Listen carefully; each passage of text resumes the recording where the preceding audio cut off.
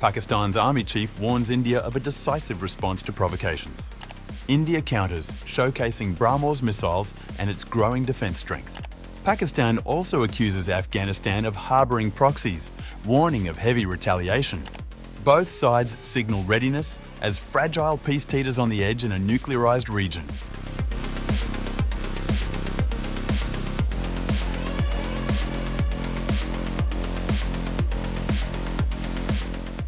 In a sharp escalation of rhetoric, Pakistan Army Chief Field Marshal Syed Asim Munir on October 18th warned its neighbour India of a decisive response to even a minor provocation, saying there is no space for war in a nuclearized environment. Munir was addressing a graduation ceremony of passing out army cadets at the premier Pakistan Military Academy, KABUL, at Abbottabad in Khyber Pakhtunkhwa. Decisive blow to the adversary.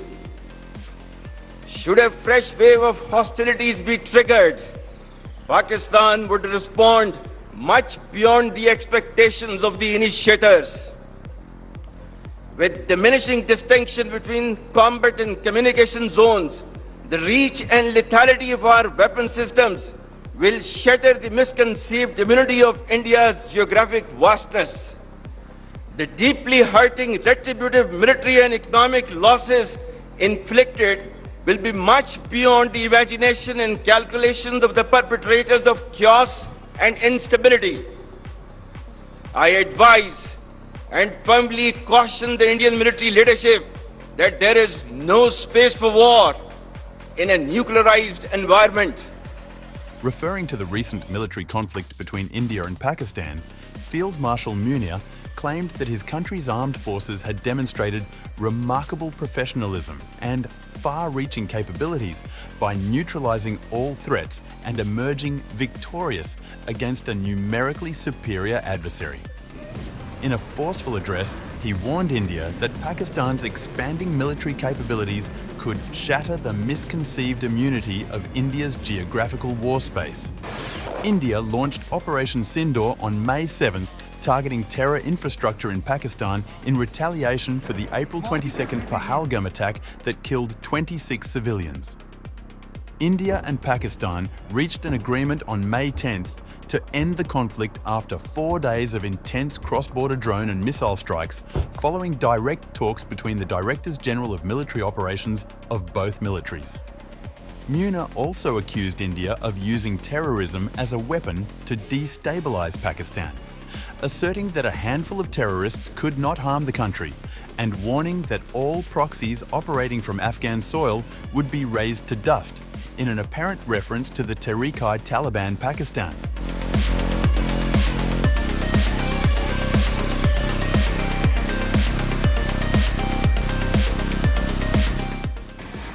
Meanwhile, issuing a warning to Pakistan, India's Union Defence Minister Rajnath Singh on October 18th said that every inch of Pakistan's territory is now within the reach of the BrahMos missile.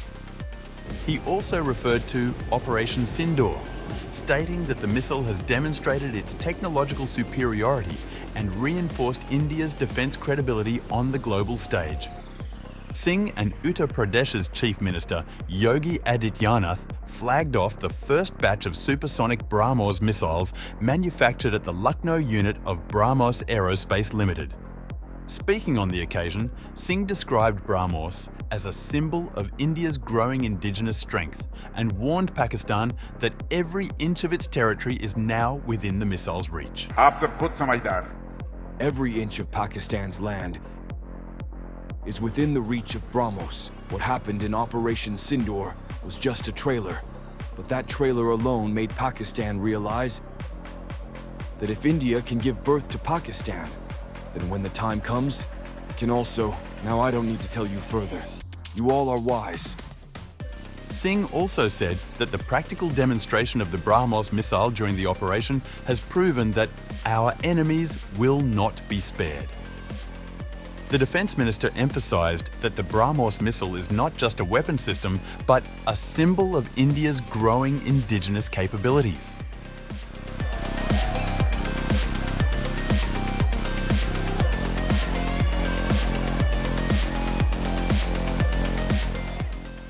Pakistan's Defence Minister Khawaja Asif has spurred a controversy by again linking India with Islamabad's wider tensions with Kabul. Speaking to Samar TV, Asif expressed caution that India could play dirty at the border and claimed Pakistan was ready for a two-front war amid border tensions with Afghanistan. Pakistan is prepared for a two-front war, Asif said when asked about the possibility of tensions intensifying along the Indian border. Meanwhile, tensions have been flaring in the Asian subcontinent, as hostilities along the 2,600-kilometre frontier have escalated after Pakistan accused Afghanistan's Taliban-led government of harbouring militant groups such as the Taliban-Pakistan. Pakistan launched air and drone strikes inside Afghan territory, including in Paktika province. Afghanistan responded with claims of killing dozens of Pakistani soldiers and capturing posts. A fragile 48-hour ceasefire was extended and peace talks opened in Doha. The ceasefire didn't sustain though, as the two-day truce expired just as a strike by Pakistani forces hit 3 locations in Paktika province, killing at least 10 civilians, including children, according to Afghan officials. In response, Kabul accused Islamabad of violating the ceasefire and warned of retaliation. Pakistan's Defence Minister Khawaja Asif on Friday had warned that his country could no longer maintain relations with Afghanistan as it had in the past, and threatened to extract a heavy price from wherever terrorism against Pakistan originated.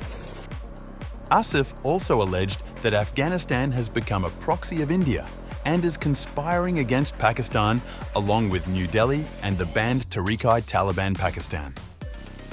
The minister also asked all the Afghan nationals residing in Pakistan to leave and return to their homeland. all Afghans residing on Pakistani soil must return to their homeland.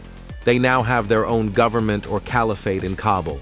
Our land and resources belong to 250 million Pakistanis. Amidst the escalation with the Afghans, Asim Munir, the Pakistan Army chief on Saturday, warned the Taliban regime to not harbour proxies and either choose Pakistan or choose terrorists, and said that all of Pakistan's enemies will be turned to dust. Equally disconcerting is the use of Afghan soil for terrorism in Pakistan. We urge the people of Afghanistan to choose mutual security over perpetual violence and progress over hardline obscurantism. Taliban regime must rein in the proxies who have sanctuaries in Afghanistan and are using Afghan soil to perpetrate heinous attacks inside Pakistan. The law enforcement agencies and the armed forces, with the support of the brave people of Pakistan, particularly of Khyber Pakhtunkhwa and Balochistan, will surely defeat this menace as well. Be rest assured that, like our victory in the conventional domain, every state proxy of our neighbor will be razed to dust, inshallah. The subcontinent faces escalating tensions as Pakistan, India and Afghanistan trade warnings and accusations. With nuclear capabilities looming and border conflicts simmering, both sides signal readiness. Peace remains fragile, and any misstep could ignite a wider, uncontrollable confrontation.